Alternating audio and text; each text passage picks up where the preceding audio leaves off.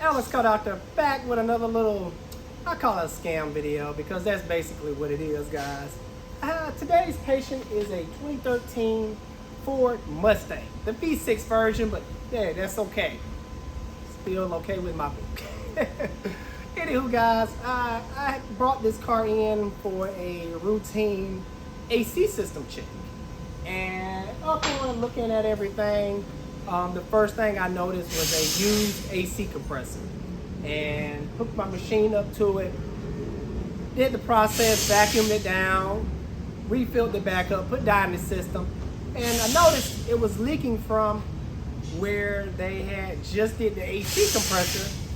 So I went and talked with the customer. I'm like, hey, I see you recently had an AC compressor done. And he was like, yeah, about 6 months ago. I'm like, yeah, it looked like they got it from the junkyard. And he was like, huh? He told me it was new.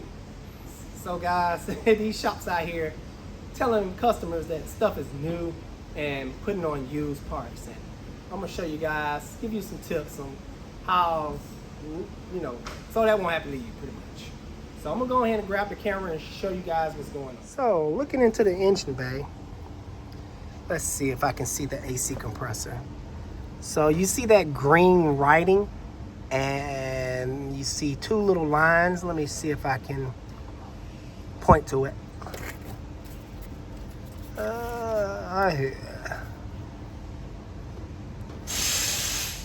And you clearly see the green writing. Any type of green writing, and I'll show you the front of the compressor. You can kind of see it. Any type of green writing is a type of junkyard writing. They mark their parts. So how not to let this happen to you, you may ask? You can simply go out there and get involved in your car. So you can go to the people who's selling you the stuff, like, hey, show me the part you're putting on. Show me where it goes. AC compressors, when they're new, they be very, I'll say shiny. They look nothing like that, like dark and dingy and dirty. And plus, guys, you can mark your own parts. If you have to come back for a repair, you can get the mechanic to show you, what part's going bad or what he has to replace. You just hit it with some whiteout. Yeah, like I mentioned before, hit it with some whiteout. Take it back and check your part. And it's just so frustrating out here because people like that give the shop industry a bad name. Just going out and just trying to take advantage of people, So, but I'm here to help you guys, so don't fear. All right, these should be 13. So I'm gonna grab my 13 and I may have to switch to a ratchet. But I'm gonna try working with it with this. Come on, Alex. You can do it. It's tight.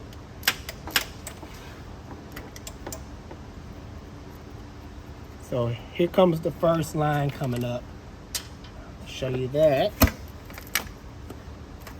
So it has these little O-rings. And this has two. So, but the main one is this one right here. That's the most important one right here.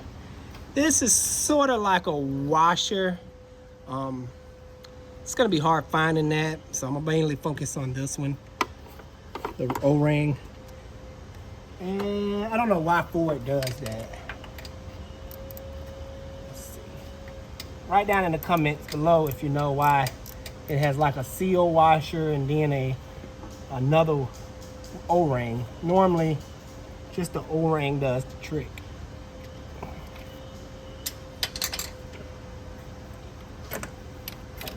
So, I'm gonna change out these O-rings. I'm inspecting the area now.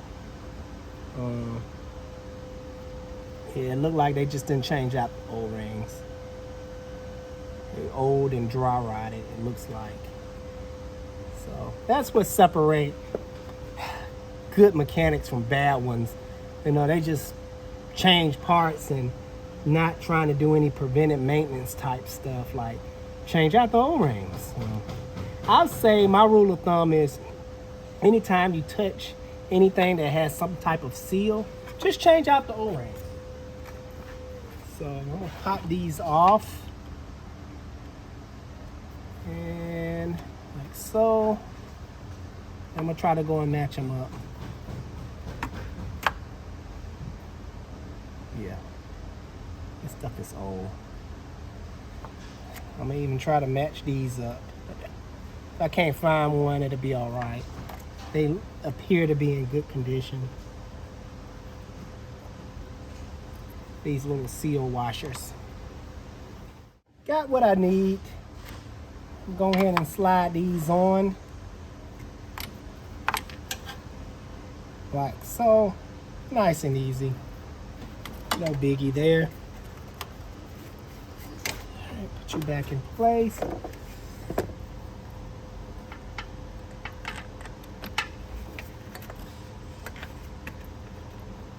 Pretty easy repair. I don't know why they didn't just change out the O-rings in the first place. I always want to hand thread stuff. And after I finish, I'm gonna clean up the area with some brake parts cleaner.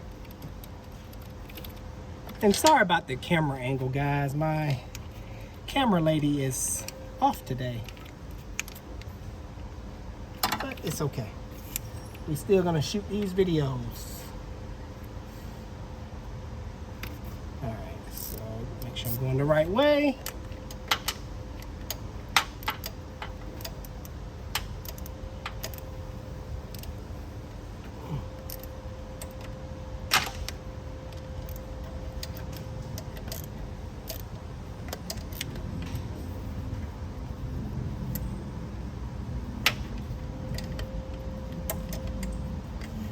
Now, it probably would have been a lot easier with a socket and extension, but sometimes I like a little challenge. All right. Got some brake parts cleaner. I'm just gonna spray the old dye off so I know if it's leaking again. I like brake parts cleaner because it dries right away and leaves the surface area really clean. So let's take it back. Uh-oh, tangled up.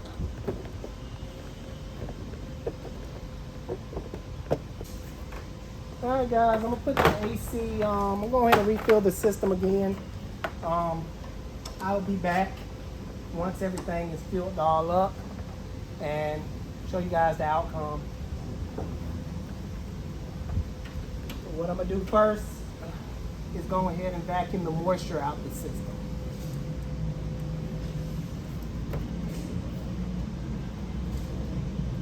All right, good people. This repair didn't turn out the way I want it to. I'm actually about to give it back to the customer. The reason being, after putting Freon in it and retesting it, it was still leaking from the same area. So I had to use my brain on this one. Let me turn the camera around and show you what's going on. So, like I mentioned, didn't turn out. The reason being, this is the wrong compressor. Come on, focus. So down here, hopefully you can see. You can't, let me see. I don't know. There we go, kind of. Down here, where the line meets the compressor, there's a gap, a bad gap. And there's a lip on this compressor that's not allowing the line to go completely, flush up with the compressor. So that's why it's leaking. So I spoke with the customer a little bit more, and he explained to me that the mechanic shop that was working on the vehicle, after they did the compressor, they still didn't work out. It still didn't have any AC.